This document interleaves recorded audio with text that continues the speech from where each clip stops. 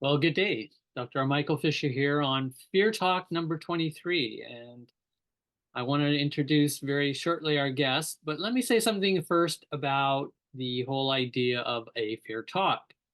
The idea of dialogue may be perhaps different than conversation, different than argument, different than trying to see who can, get to the top of being in the true, the real, the no. Fear Talks is not like that. It is really more about an inquiry through the process of dialoguing with a guest. And today I've got a guest from way down in Indiana, I believe. Still, are you down there, Darcia? That's right. Oh, good. Okay. So, Darcia will introduce herself in a moment, but I want to just say that I am really curious to have a conversation. This is my quick introduction, how I understand Darcia Narvaez's work. And it basically is this is a psychologist from a different planet. I tell you, I have been loving and reading psychology for, decades, since my early 20s. And always been sort of discontent with should I go into psychology? Should I become a psychologist, et cetera, et cetera. And I just could never settle on it. And I always had so much problems with psychology, capital P. And I see you nodding your head. A lot of today's conversation, I will believe, will probably circulate around this, what is psychology, capital P? How did it get to be capital P in a particular Western worldview? And is Darcia Narvaez and her colleagues questioning, deconstructing, and reconstructing? I would say, which is something of a new meta psychology. Thank you very much for all of that work. I only just got pieces of it as I've been studying your work. But maybe just say, first of all, how are you today? And then I ask you to do a little invocation for us today. Well, I'm feeling good and I'm very pleased to be with you, Michael. It's an honor to have this conversation with you. I like to start out my day by honoring the four directions, and I have spirit guides in each direction, and also the cosmos and the earth. And so let us think wherever we are to honor, well, breathe deeply and breathe in earth energy, breathe in stardust and cosmic energy, and let that guide our hearts, our minds, our heart minds, and as we move forward in the interpersonal dance together. Yes, thank you. Can you remember when we first encountered each other's work? Who was our mediator? What do you remember about when you first heard of Michael Fisher? Well, I have a terrible autobiographical memory, but I do remember Four Arrows, your work with Four Arrows, and what you did, the book about him. So I do remember that. That was quite excellent. Hmm. And then I remember going to a conference, University of Notre Dame, where you are professors of psychology there. Um, Emerita, now are you? Yes. Okay. And I remember Barbara and I driving up there from Illinois because there was a conference you were having, you and Four Arrows, and a group were putting on. Do you remember the name of that conference, the Indigenous one? Yes. Indigenous sustainable wisdom. Oh, yeah, right. Yeah. And we just had a chance to escape for a little bit from Illinois to get to you. And that was the first time I met you, first time I met Four Arrows in person. So Ah, I've been researching his work for a long time, a few talks on the Zoom call. Well, we'll get to maybe some of that later because I know you have been also co-author with Four Arrows and a couple projects as well. Your latest book, which I think has done very well. I think it's even award-winning already. Can you just give us a quick idea of what that book's about? Kinship? that's the book with Four Arrows is called Restoring the Kinship Worldview, introducing 28 precepts from Indigenous elders to save the world, essentially. Yeah, To balance life on planet Earth. yeah. So we take quotes from 28 elders on different precepts of the Indigenous worldview, And then in the book, we have a dialogue back and forth about them bringing our experiences, our expertise to interpret for the reader what that might mean. Nice, thank you. We'll get to the idea of those 28 precepts. And really, I sort of see it as the beginning of you both attempting to bring a baseline through those, just particularly 28, but of course, there's so many more. But certain 28 that you and him picked out, and obviously through a lot of reading and study. And it was really, this is like a guide for how to reboot, so to speak, a new cultural worldview that we could call maybe more earth-centered, cosmos-centered, earth community, as David Corton would talk about, compared to empire community. Mm, So yeah. we'll just touch on a few things. But a lot of today, I'd really like to dive into love and fear as well. So I see that as really core to the idea of any psychology. I mean, how could we not talk about these really big motivational forces? Yeah. So where would you like to jump in? Is there anything particular you want to clarify or jump in? Otherwise, I've got lots I could jump in on. Well, I can start at the beginning of life. That when we conceive a child and gestate a child and birth and raise the child, we in our ancestral context, which is nomadic foraging communities, or all about earth-centeredness, they have no option really, and they resist, civilization controlling their lives in all sorts of ways, and they're used to their freedom and autonomy, but also they're very communal. But they centralize child raising, and in that context, what's developed then in the child through the practices of the community is a biology of love.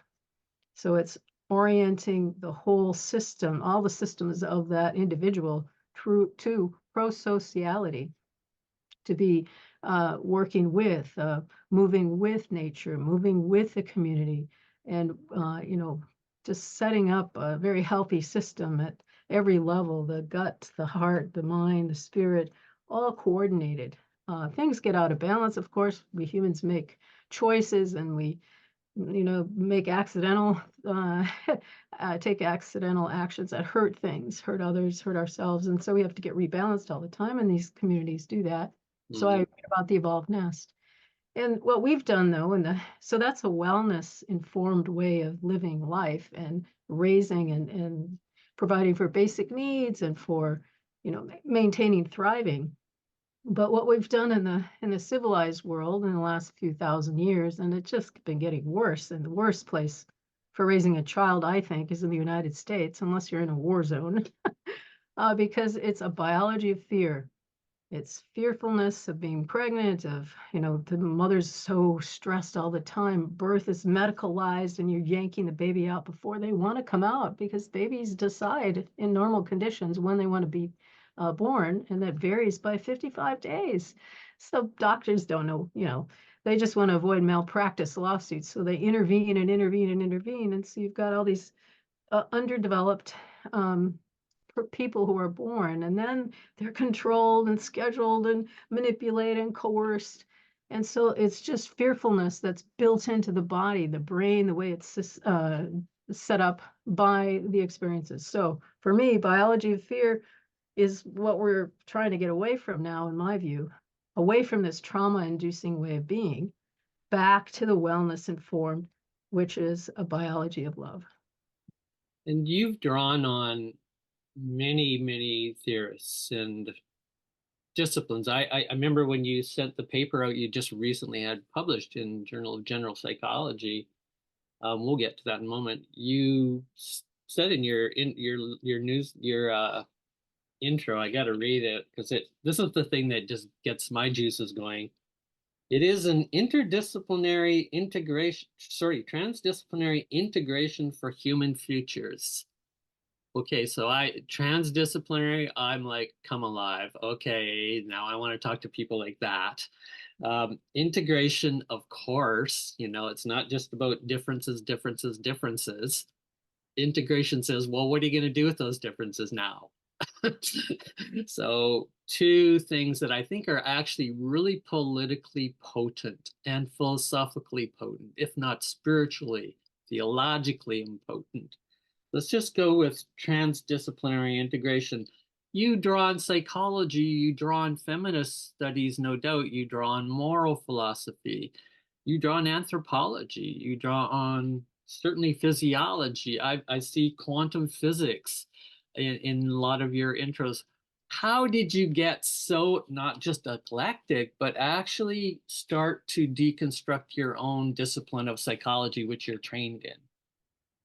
My PhD in educational psychology Oh, that focus on moral development was, depending on how you count it, my sixth career, perhaps. okay.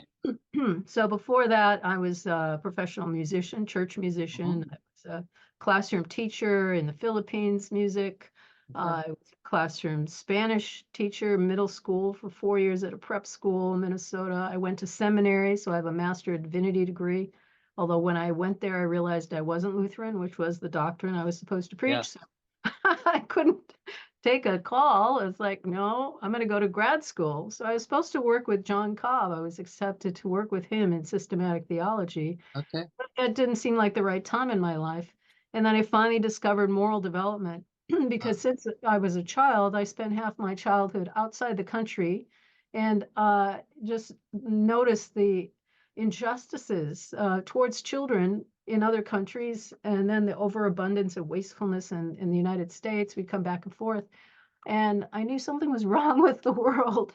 And so it just took me a while. My PhD, I found moral development. I was like, oh, this will do it. I thought theology could do it, but no, it didn't quite do it, right? But so I yeah. have this broad orientation to try to integrate and explain how do we go off the wellness pathway, is what I call it now, and get onto this trauma-inducing pathway that we think is so normal. We think it's normal to have aggressive and scared and self-centered people. That's human. Yeah.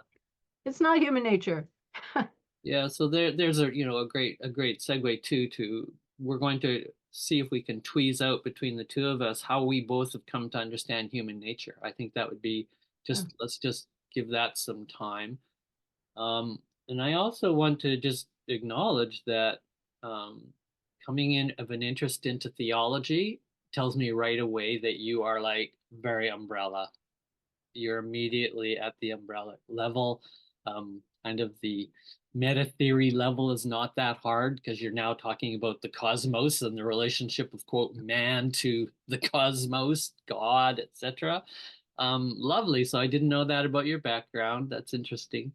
My own background that got me into universalizing, even though I went into sciences, my first degrees is, a graduate just a certificate technology degree in ecological sciences when I was 20, Mm. and then went into environmental biology after that for an undergrad degree. And then I said, I'm going to keep going. But at that point, it said, you got to go into education. I mean, all the science, I love it. I'm a field naturalist. I'm a wildlife type guy. Take me out there. But it was people, people, people, I said, are the problem, problem, problem, not nature. And so I'm in the wrong career. I got to get to where the problem is, right? So I could have gone into psychology, right? Yeah. Eco psychology, not too big at that point. We're talking 1974, just probably not on the big radar, certainly not in Canada where I live.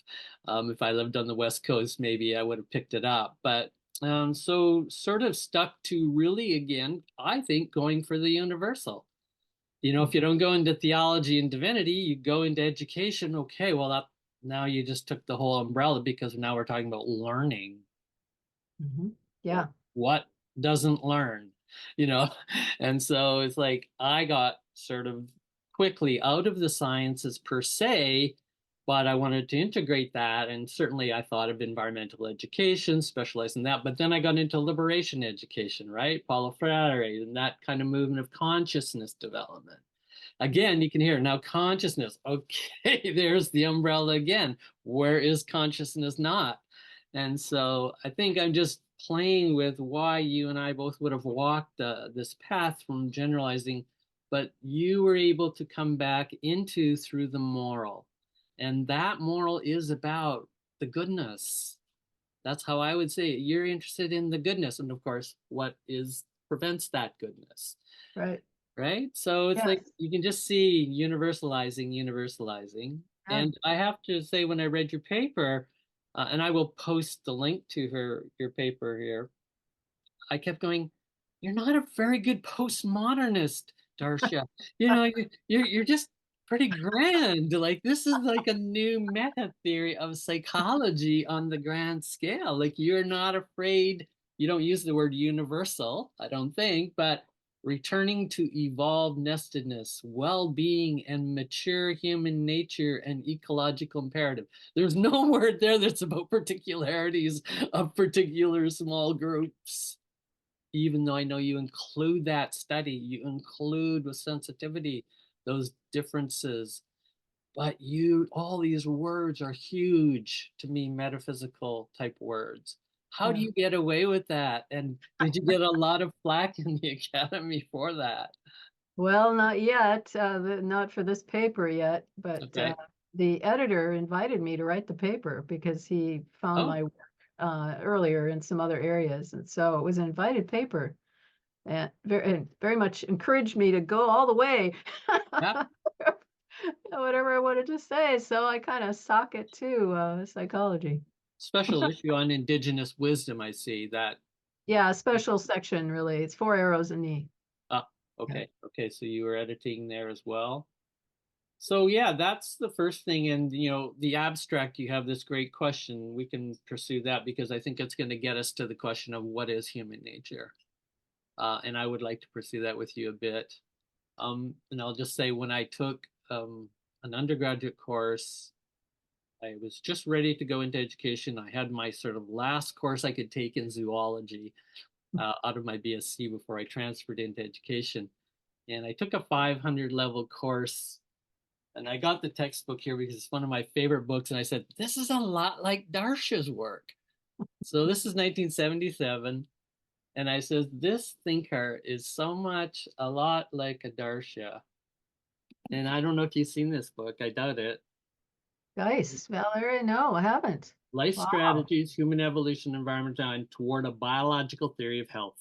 Wow. Okay. 77. All right. Springer I'll look it Verlag. up. Springer Verlag published it. I remember it was $50 back in 1977. And I couldn't believe it. I went and bought copies to give to some people. I was a poor student. I bought like 6 copies. I said, this is like something. So for the course, he gave us the manuscript, still unpublished, Oh, Valgeist, University of Calgary, Environmental Design Department. He was a well-known international bighorn sheep expert, yeah. Wow. but he turned all of his zoology into ultimately a biological theory of health for humanity. Excellent. Wow, I'm going to get that. I think you would totally enjoy it. He is so transdisciplinary, and it just Oh, opened my eyes to that's the kind of thinker I want to be, you know. yes. Wow. So I just throw that out to you. Yeah, we all need those little nudges, those mentors that show up in our lives and then change direction, change our Did you direction. did you have one? Did you have one? Well, my seminary professor who encouraged me because he was the systematic theologian who introduced me to Whitehead, Alfred North, Okay. Okay. who I fell in love with as well. And yeah, Perfect. so I still see him when I visit Minnesota. So Oh wow. Okay. he's That 94. that puts you into a way of thinking in process and systems, right? Right. Which And yeah, and the process being that we all are constructing the next moment. A lot of our previous experiences and decisions are impinging on it, but we still have the freedom in this moment to yeah, change, to move in a different direction. nice. So So that's, yeah, an optimistic view. yes, Realistic. I'm sure you see the world as darkly as I can see it. Yet, when you hold a particular theoretical, philosophical view like that, and experientially, it obviously matches with some sense of our reality of, I call it the goodness of creation itself. It yes, is creative. That alone is worth some Yeah, positivity, that's right. It's so amazing. This isn't it? earth we live on, the cosmos, Yeah, it's just incredible, but we get trained not to see it, trained to misperceive it even. yeah, exactly. So let's walk into your first question on your abstract and see. This is of course I went I've asked that question way back too. Why is humanity destroying its well-being and its habitat? The other common phrase was back in the day when I was in ecological sciences was, why are we the only species that spoils its own nest? Yeah, yeah. All right, well, that's my evolved nest work, which has captured my attention for the last 20 some years, and that is to understand how when we undermine early care of the young, then you're creating these very fear reactive, threat reactive people who don't have their fullness, their full potential developed, and then you keep wounding them throughout childhood with schooling of the wrong kind, and then they end up, just trying to feel safe. And you do that because early life, the right hemisphere is scheduled to grow more rapidly, and the right hemisphere is the one that knows that life is flowing and it's dynamic, and you're part of it, and you're all one, and all this stuff that sounds mystical to us because we're so left brain oriented now in the Western culture for the last hundreds of years, in particular. And so we undermine the right hemisphere, which should be playing the body of the child. The child should be running around playing for like the first 12 years of life, growing and collecting all sorts of experiences, because that's what the left brain draws on. Left brain doesn't know anything. It's just this little isolated ivory tower way of thinking in logical, linear ways. It doesn't perceive life, likes categories and static things and manipulation. It's very the right hand, if you're right-handed, is all about manipulation and control. And that's what we do to kids. We stress them out in early life so that their survival systems are enhanced, their systems that are innate for self-protection. So panic, the emotions of panic, rage, fear, and those things get enhanced when you leave babies to cry, leave them alone, you make them get born too early. And then you send them to school. Now you give them this left brain stuff, and they don't have all that fullness of being that the right hemisphere helps us build. So critical. And so we have all these sort of subhumans, robopaths, Yablonsky called it. Yeah, yeah. Yeah. So, right hemisphere generally connected with this more gestalt, perceptual, cognitive capacities, aesthetic capacities, empathy capacities, and self-regulatory capacities. Would that be fair to say? Yes. Less Yeah. so controlled by the left brain. I don't know the brain research Yes. on that. Especially early on. The vagus nerve, which is the Okay. Yeah. 10th cranial nerve, it innervates all the major systems of the body. So it has to be set up properly in early life, or you're going to have health problems in various systems. Right. Comment on this, if you will. I remember an article way back when I was studying fear early when I, got onto it in 1989 and just looked across disciplines. And I remember seeing a study about rats. Yeah, you put rats in a cage in a lab, very young and or even adults, and you put a stuffed hawk on the top of the cage, and those rats go crazy. They're protected by the cage, so there's actually no quote logical risk. Left brain says there's no problem here, To the human mind. and right brain and the rest of the processing of the animal's instincts, right, is threat, threat, threat all the time, all the moment. And what they then, of course, take the rats out of that condition, look at their brain physiology after, and the lower reactive reptilian part of the brain, that flight fight part of the brain in the lower brain stem, and the lobe of that lower section, I can't remember the name, it's swollen and grand in size relative to the other parts of the cerebrum. And that was to me an analogy of then what happens is if you, that creature still keeps living under that condition, well, what's its neural pathways that are going to dominate all of its processing are going to be from that lower brainstem more than the higher capacities of the higher parts. And you use that in, we can't do that research with children morally, ethically in the research lab, but you say there are indicators of similar consequences. That's right. Yes. So there is research. Okay.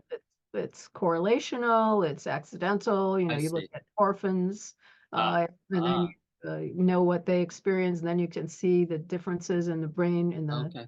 social function. Yeah, and we have some evidence too that playing violent video games in adolescence when your brain is still growing actually keeps enhancing those older survival systems, and then the stuff that's supposed to be growing, the prefrontal cortex and the myelination, Yeah. doesn't grow. There is some, it's controversial, this Thank you. finding, of course, but Sure. there's published evidence on that. Thank you. Yeah. So So from that, go ahead.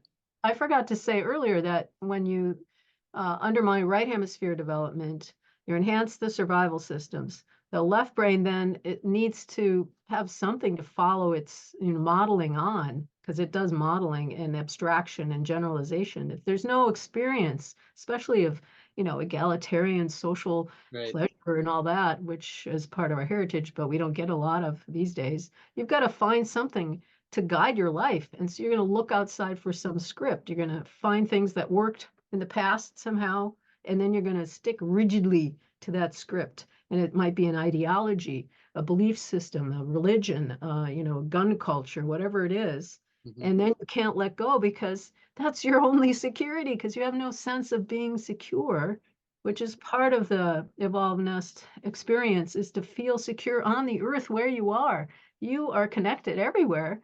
You're able to, relate to the plants and the animals, the soil. You feel connected to the cosmos.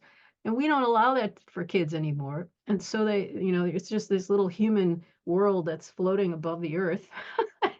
And then you don't get your needs met by that human community. You can't trust those people who left you to cry, for example, or yourself. You don't develop your intuitions because you don't trust yourself. Because when I cried, nobody came.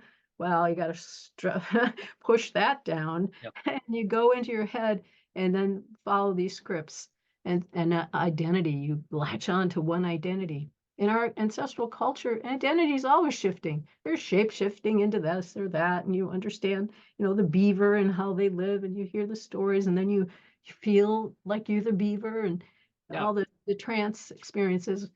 We've narrowed down living so much for kind of shells of humanity. Yeah. When did the indigenous perspective come into your research? Do you remember and why? Yes, so my book, Neurobiology and the Development of Human Morality, Evolution, Culture, and Wisdom, I was invited to write that book for the Interpersonal Neurobiology series. Alan Shore invited me because I'd written a paper for New Ideas in Psychology about triune ethics theory and linked a lot of this stuff in there.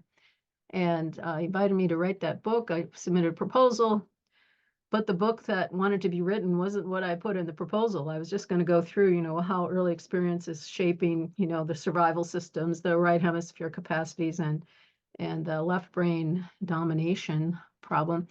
And I realized, well, how do we remedy this? Oh, we already know this. The Right. indigenous folks, First Nation people know this already because I found the Hunter-Gatherer Childhoods book by Uh, Hewlett M. And I found Jaak Panksepp's work on affective neuroscience and Alan Shore's work on the early life experience, James Prescott on nonviolent societies. They're the ones that breastfeed for at least 2.5 years and carry their children around. And then they're peaceful. Why? Because, the brain has been developed well. yeah. So you have a very interesting quote. I'm gonna just pull it out here. I think it's still getting to we're still playing with what is the human nature. Um, in your paper, you've got multiple crises on the planet today. that communities of all kinds face, some more than others, is brought about by human recklessness in the last millennium. So, Dr. Narvaez, human recklessness? 1,000 years worth? How is that possible? Now, obviously, you can say there were changes in culture. There is, obviously empire cultures. There's a certain cultural evolution going on, changes to industrial capitalism complexes. But why would you use human recklessness of all words? Because, well, I don't know. Uh, I love pulling out words like that and go, what? okay. Well, makes sense to me. When you're discoordinated, your gut is discoordinated and your heart is shut down, your mind is all self-centered and oriented to greedy control. You don't know what you're doing. You don't have a sense of the whole picture. You don't have a sense of the future. You're not nested in horizontal ways, which is respect for the ancestral wisdom and the ways that worked for our survival of our, people who brought us here, and then for the future generations. And when you're disconnected horizontally and disconnected vertically, not to the cosmos, not to the earth, and developmentally unnested, you're just kind of a mess, a wonton, as Frankfurt, the philosopher, would say. Mm, Uh, you kind of are reckless. You're like a bull in a china shop. You don't know what you're doing. You're just, oh yes, I don't like that spider, smash it. I yeah, don't yeah, like the ant on my path, kill yeah, it. Well, yeah. without any, I mean, this is absurd from a ancestral viewpoint. Everything is alive. The world is alive, everything. Yeah. And you're in relationship. You have responsibility for those relationships, keeping harmony. And then the recklessness is, oh, it doesn't matter what I do, I can do whatever I want. And freedom, I want my freedom as an individual, and that's what human nature is about. Sounds like the perhaps the downside of is an adolescent sense of development of maturity. Well, I'd probably say a 2-year-old. I think the Paul Shepard says that it was we were arrested in adolescence. I think it's more around age 2, 1.5. You're not getting your needs met, and you get thwarted because the 2-year-old just wants to learn and run and do it, and then they're thwarted, they're spanked, they're punished, and so then you get stuck. Just like Freud is good at identifying all the ways things can go wrong from unnestedness, right? You get stuck and we get obsessed with breasts. Yeah, You get yeah, obsessed with control, whatever. yeah.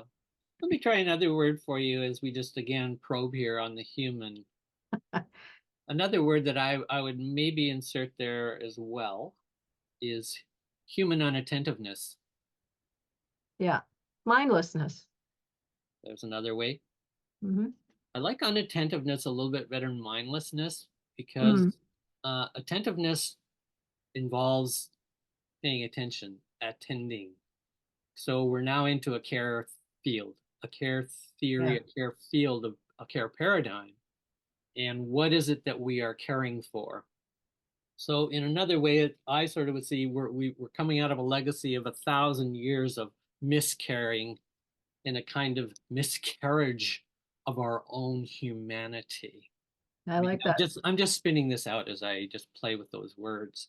And the reason is because of my background, particularly, I didn't study psychology or go to psychologists when I was in my 30s. I went into a course which was on peer counseling. And what we learned is how to give unconditional attention to peers. Mm.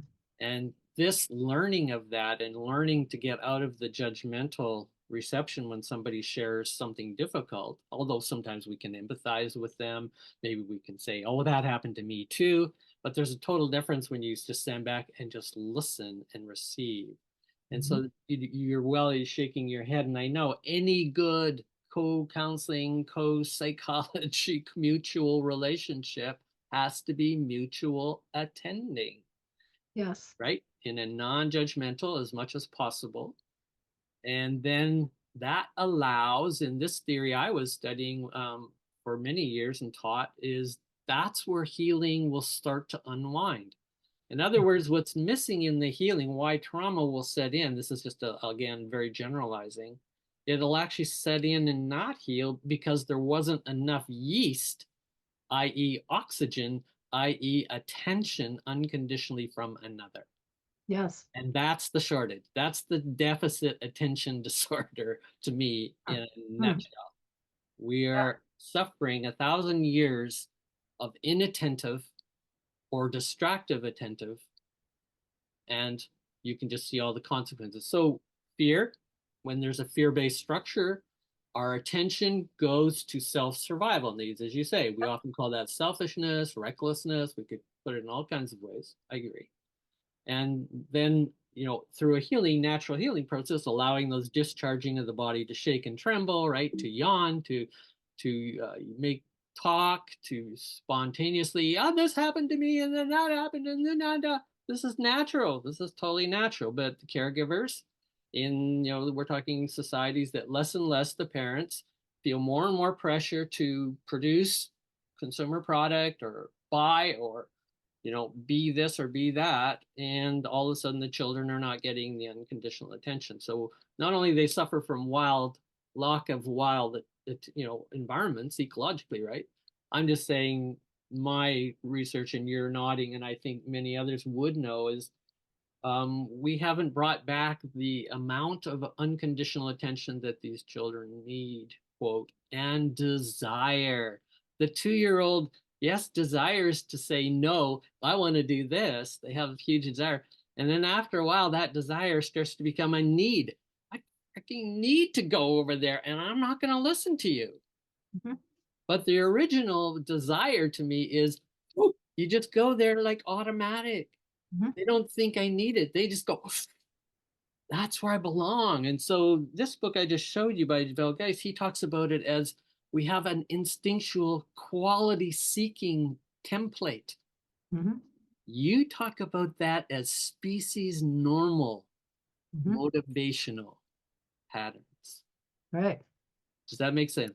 Yes, that all makes sense. And attention, when I was teaching before I retired, I Uh-huh. would tell my students, you have two forms of attention. This is Ian McGilchrist, Oh that yeah. you come to a situation, and if you go into the left brain focused attention where you Right. judge them, are they bigger than me, smarter than me, whatever it is, you can't get out of it. It's like when you're brainstorming and you start editing. You Yeah. can't get back to that open, flowing space of just receiving, Yeah. right? And honoring and listening.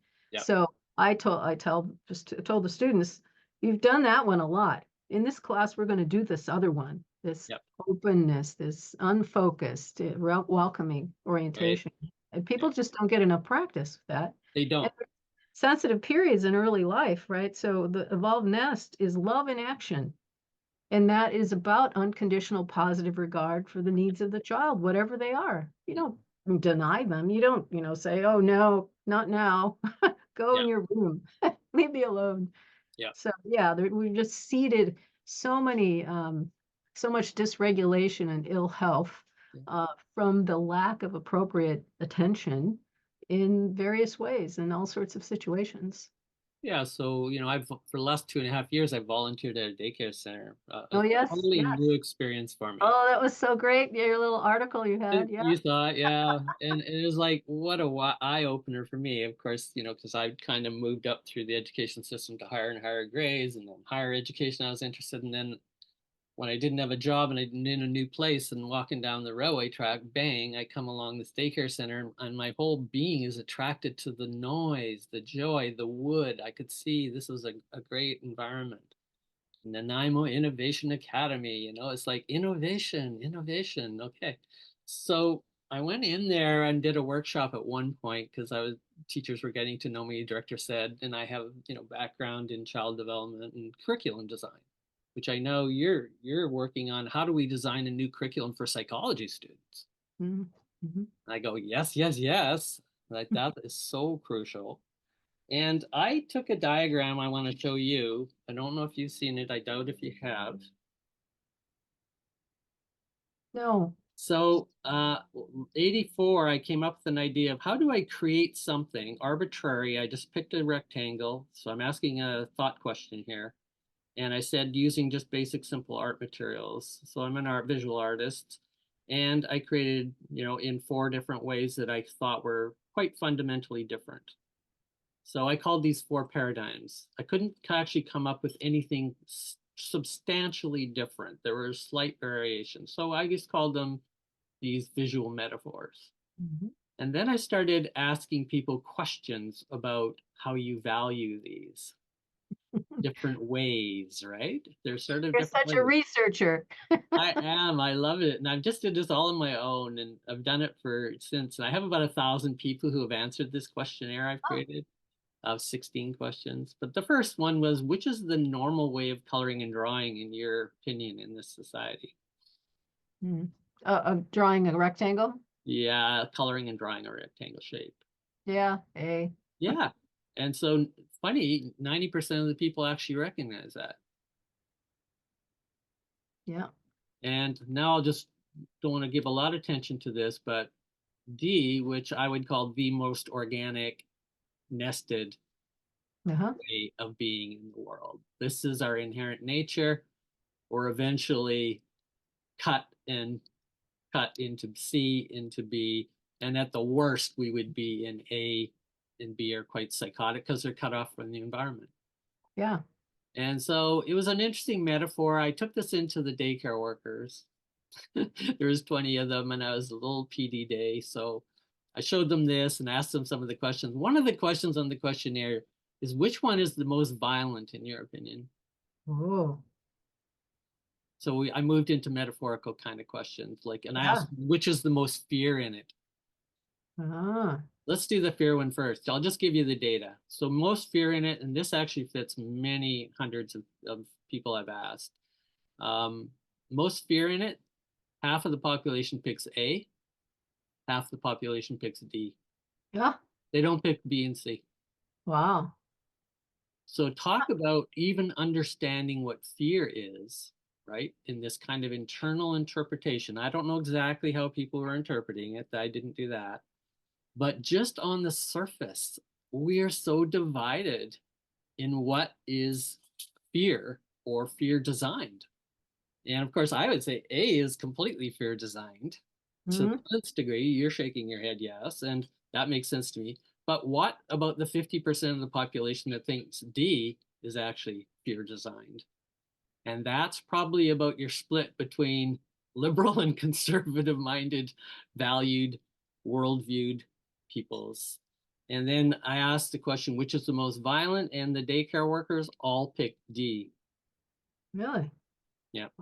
And that's the same with college students. I've asked undergrad college students in several health psychology courses. They also pick D as the most violent. Wow. This is I know I don't give them any heads up about what I'm doing or talking about other than these images. And that tells me the deep gut fear we have of nature. Yes. We are terrified of Yeah. nature at Yep. some aesthetic deep level. Hmm. So do we have problems trying to get back on track? Yeah. I'm talking like 100% of our newly educated daycare workers. Yeah. So if you don't have control, Yeah. Yeah. ah, Yeah. Don't have control very of all those well. little ones. Oh my goodness. It was a real eye opener on terms of, because I would also say that, D is the love based paradigm. Yeah. A is the fear based. At the worst, it's the extreme. Hmm. And yeah, we want to have some flexibility. The world is not going to be totally designed on D. I can guarantee you this is probably not going to happen in a urban environment. So I was just trying to get people to recognize the different ways. There are Yeah. a spectrum of ways we can work with children with art materials, doing those kind of A, B activities and the more C. But let's give them some D ones too with art Yeah. materials, Yeah. right? That would just be a simple example. And again, free roaming or on the D side and so on. Yeah. I probably want to also try immersing them in a left brain oriented priming or a right brain oriented priming and see if that has an effect, right? So if you have them do a lot of categorizing for the left brain, and then they're going to pick A, and then have them, draw and dance or whatever it is and Yeah. listen to music, and maybe they pick more of them would pick D. you know. That's very interesting. The odd time I've done a workshop, I with service care workers, and I use that. I actually have them draw all four models first before I give the questionnaire. So they Ah, do get okay. the priming of how does it feel different to be so confined in that tight spot and having to make it even, and then this one, etc. And I haven't done the comparison, but I would guess you're right. If you actually give people the experience of this organicity, right? This wildness, this D-ness, I call it, qualities, we will automatically, if we are built on that, we will just go to it with desire, like, thank you, that's where I want to be, right? And Yeah. so, yeah, thank you. Might take it, You call it might priming. take yeah, it might take a little practice though for some people. They're just so uptight, you know. Absolutely. And of course, we create systems. I mean, if you look at A is just universalization when everybody's in uniforms doing the same thing, right? It's the Yeah. complete loss of diversity. Yeah. Predictable, Yeah, safe. yeah. And my argument, if you look at those diagrams, is how do you have a relationship with two A's? Mm, yeah. Love it. Uh, the only way A can grow, it has to blow up. It has to Ooh. blow up its boundaries. And that's what I believe is a psychotic break. Oh, yeah.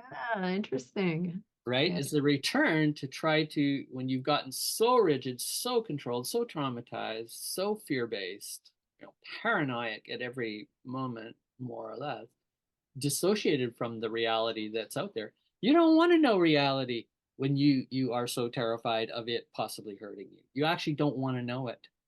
You want to know some kind of inner fantasy, abstraction, etc. Right? So A makes perfect sense as a defense strategy. I'm not against, I understand why that would be there, but where's it going to grow? It has to break.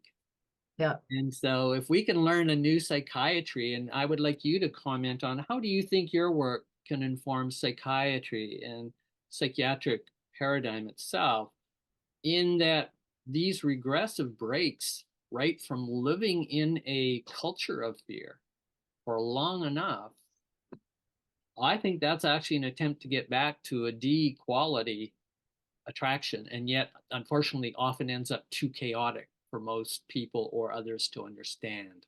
And so we immediately want to box it with the pharmaceutical and or other treatments. Yeah. Any comments about you've had any success with psychiatric inputs or people reading your work? Not too much. The clinical psychologists tend to like it because it integrates the interpersonal neurobiology aspect. But um, I don't do therapy myself, although when I Right. was a pastor, I did some.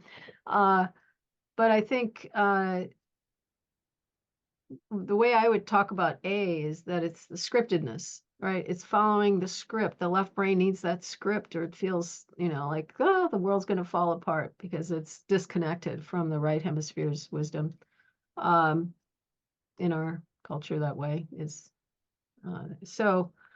I think helping people, loosen up around the borders when I've gone through traumatic experiences in my life, I turn to writing poetry and I draw and paint, Yeah. and just go into that space and do it and feel, you have to process it. You have to cry. You have to just, it depends on what the trauma is. When I became a widow, so when I was a student pastor, I had just gotten divorced and just unexpectedly, I was married to an alcoholic who I thought I could fix.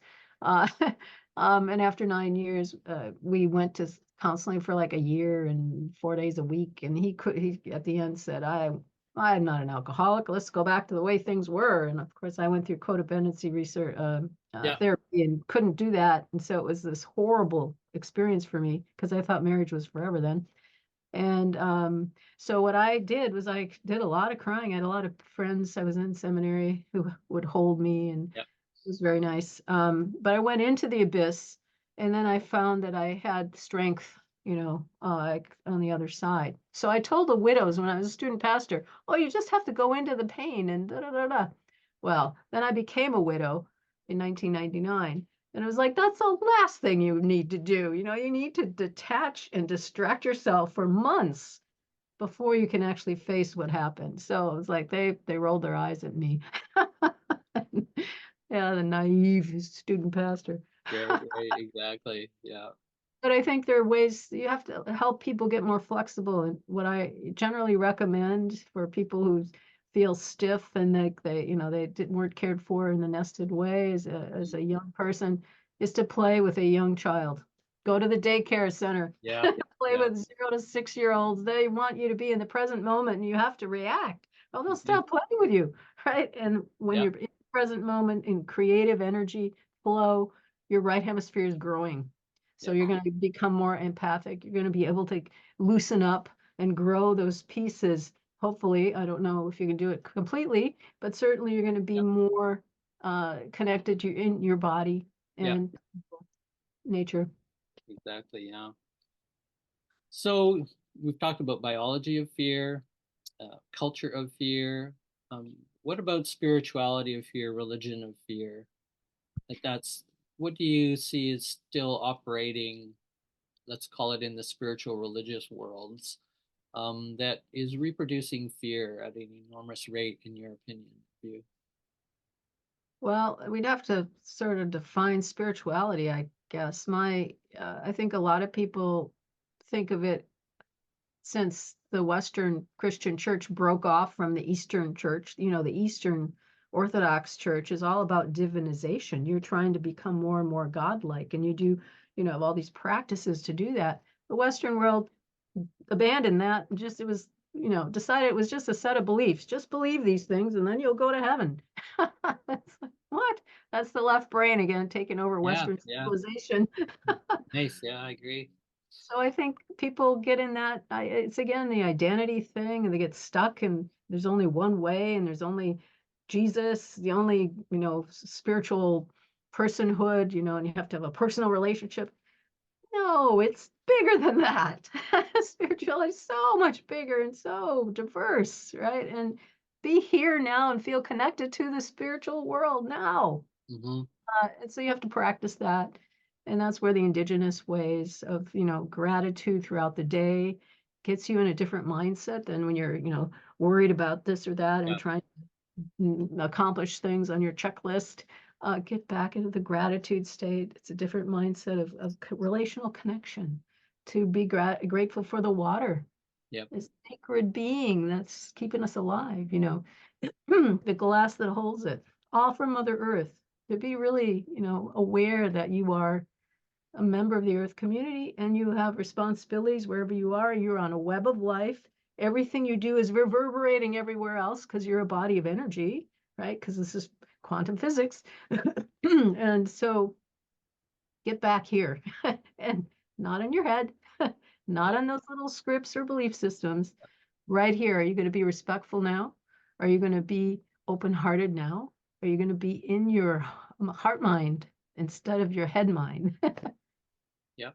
So you're talking about identity changes and development of identities, right? And subjectivities at a very deep level of how do we stop subjectivity and identity, and then that's the category, that's good enough, we can put it on your card, that will get you your way in the world, right? And you're Right. saying no, we need to be porous, is what I hear, and processual with our identities in an ongoing way. So there are philosophies to study, there are theologies to study, there are theories to study, and there's experiences to be had. So you can extend and constantly expand your identities. And Yes. that's what I think is toward D-ness. It's interbeing. It's right where the inside and the outside are gestalt and they're co-emerging. Yes. I think They're it's just a matter we flowing. just, yeah, we haven't taught those patterns for people to even recognize. Like that's the thing I noticed why I did those diagrams. I just want people to get something really simple and you might remember that there are different ways Mhm. to be, right? To create, to make. I think the arts, which we've Yeah, abandoned in schools, that thank you. helps you with that orientation, right? I I do mean, too. yeah, creating music, creating art, Yeah, dance. Yeah. yeah. So on terms of love, we've just had a political figure, Marianne Williamson, running for president of the United States, leader of the Democrat Party. As you know, I've studied her biography for 5 years now and written a book on her presidential phenomenon. And I'm curious, right now she's just lost the first three primaries by quite a horrible amount to Joe Biden and so on.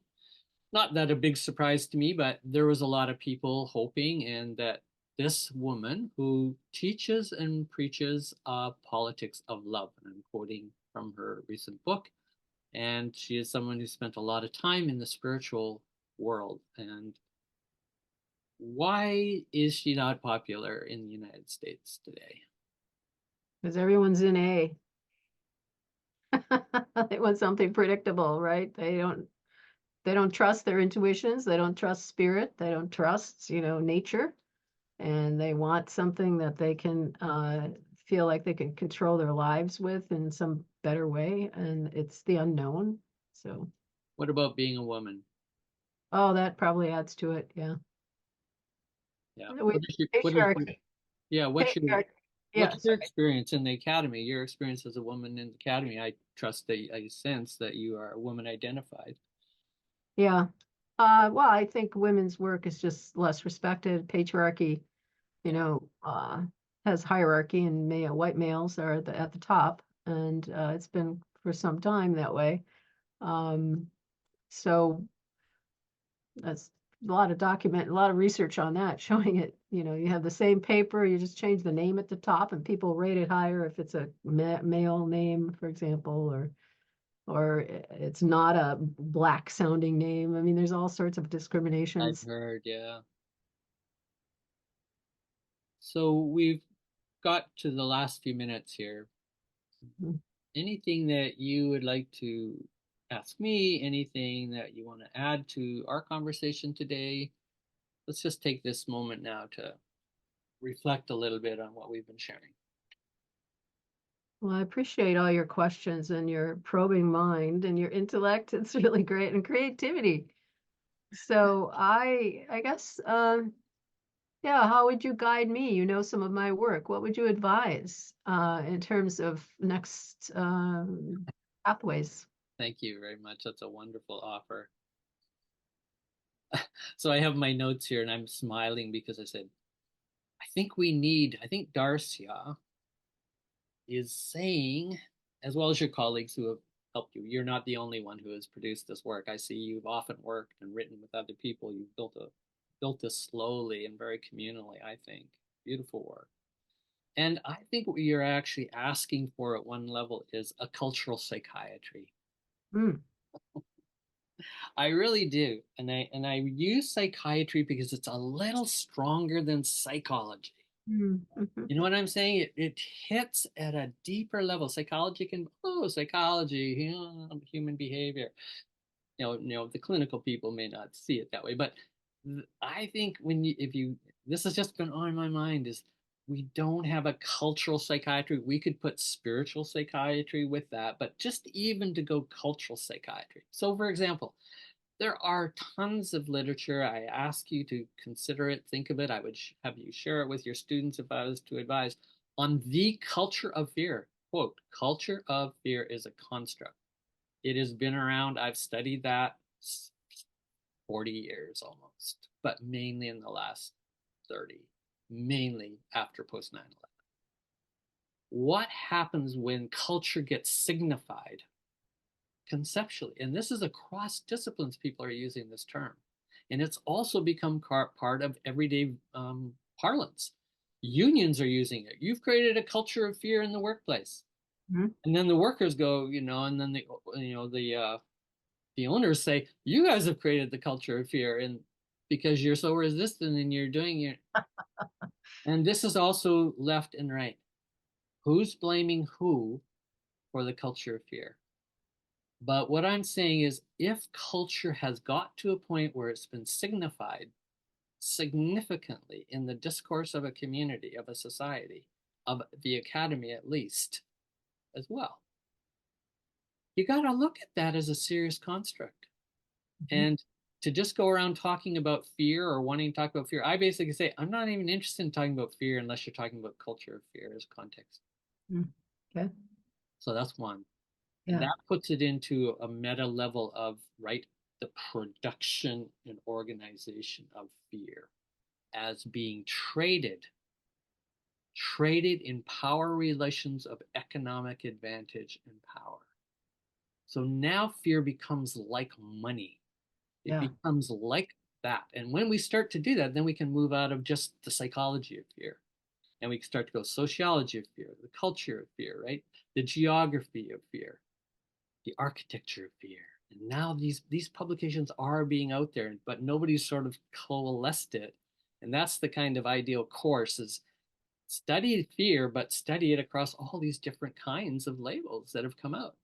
Let's I mentioned catch up to the time. I mentioned the biology of fear, You which is did. Umberto Maturana's term. Yeah. Yeah, Oh, it is. Okay, yeah. he's a biologist. Yeah, Yeah. I remember him. So that's one. The other one is I'd like you to define transdisciplinary. You use it in a couple papers, which I searched, and I Uh-huh. went, oh, there it is, but she never defines it. Uh, And I think okay.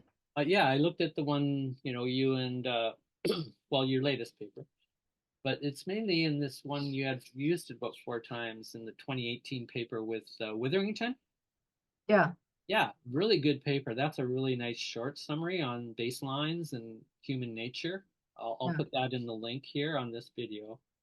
And I I kept thinking, yeah, I'd really like you to define it. It feels like you're sort of implying that the reader will know what that is. And I think that's actually very problematic because I think it's a very complicated term.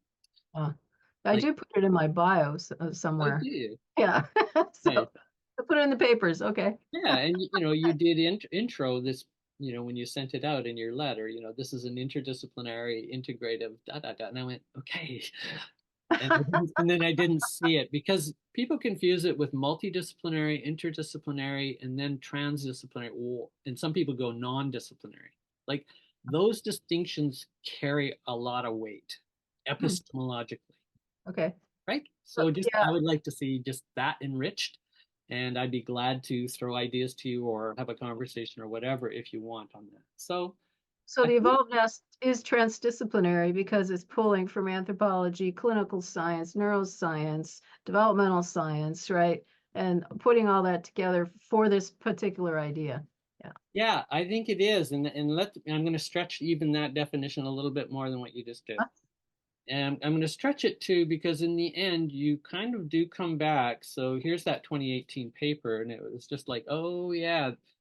You start out, you say that for psychological education, this is what you're promoting, which is great. The following are needed: bring back history systems theory into the psychology curriculum and include a transdisciplinary focus on human sciences, including native science. Ajit. So immediately I like how you inserted transdisciplinary focus on, but then it sort of went to sciences, human sciences, indigenous science. And I'm going, don't stop there. That's Uh, that's that's yeah. that's holding it up. That's holding up the transdisciplinary. And I can see why you would do that because there's no doubt that's your strength of background. That's the strength of the psychology department. I'm suggesting it probably is a bit of a default or to use human sciences or even indigenous sciences. And I'm Right. going, where's art? Where's geography? Yeah, Right? yeah. It's also because of the audience of the editors and all. They just don't want to hear about art Oh, no, or theology. exactly. Yeah. Very So good. my quick definition, just to bit of a clarity, it's not the definition, but it's a quick clarification for transdisciplinary, because that's what I do. I do a transdisciplinary study of fear. Yeah. And that's how I started back in 1989. I did not want to reduce myself to any discipline controlling the meaning and knowledge making and know how. So that's what I do. Nobody wants to hear about it because it's way too complex, right? It's like, give me the straight, what's the fear? What isn't? And I'm going, I just cannot do that. Why would I trust that our culture, our society, this one that you've documented and analyzed and criticized, for 1,000 years. Why would you trust its knowledge that it's purveying about the nature and role of fear? Yeah. Partially, you're going to get some truths. I'm not saying there isn't, but why would I trust that? Mhm. I have no reason to trust that when it itself is fear-based in its very controlling structure and domination of what's real. Yeah. So, epistemologically, that's why transdisciplinary. So, I guess what I'm encouraging is to think of transdisciplinarity as epistemological. Okay. Yeah. Mhm. And so, when you think of it that way, it opens up the pursuit, the inquiries, right? Across many possibilities, many Mhm. dimensions, upward, leftward. I love your developmental, vertical, horizontal. That's great. There's a lovely model for epistemological fluidity, what I'd call epistemological fearlessness. Okay. So now, transdisciplinarity to me utilizes the discipline and the questions that that discipline will allow you to ask. That's sort of the nature of the definition of disciplinarity, isn't it? It Yeah. will allow certain territories of inquiry, and no, we don't ask that. Transdisciplinary says, okay, well, I'll take what I want, and the best from, and you pick and choose. And then it basically says, I will not allow any discipline to control the questioning, the inquiry in any way. So if I start defining a term like fear, I want the total freedom to define it however I want as well. It's not like I'm going to ignore what's there and hide it, but I also want to not be controlled. So that means I have to continually I have to move and expand my imaginary of Mhm. the possibility of a discourse, right, on the topic like love, fear, nestedness, development of child, and human nature. Mhm. What would be a transdisciplinary, right, inquiry into human nature Mhm. and then the human condition, the human potential? Well, if you're doing that, Darcia, if you are bringing a transdisciplinary study to human nature, or humanity is another way I think you are, then we're now in a real radical territory, because we do not have to be controlled by even the humanities, even theology, even that, right? We're just not controlled by it. We move with it. That's it. Thanks very Excellent. much. Beautiful. Well, when I write my next book, You you've feel like you're given me still guidelines. Yeah. up for writing another book? Yes. Okay, what would it be, do you think? On deep nestedness. Oh, right. Yeah. Pursue Well, that further. no, at least that's the initial starting point. Right, right. Pleasure today. Same here. Thank you so much, Michael. Thank you. See you.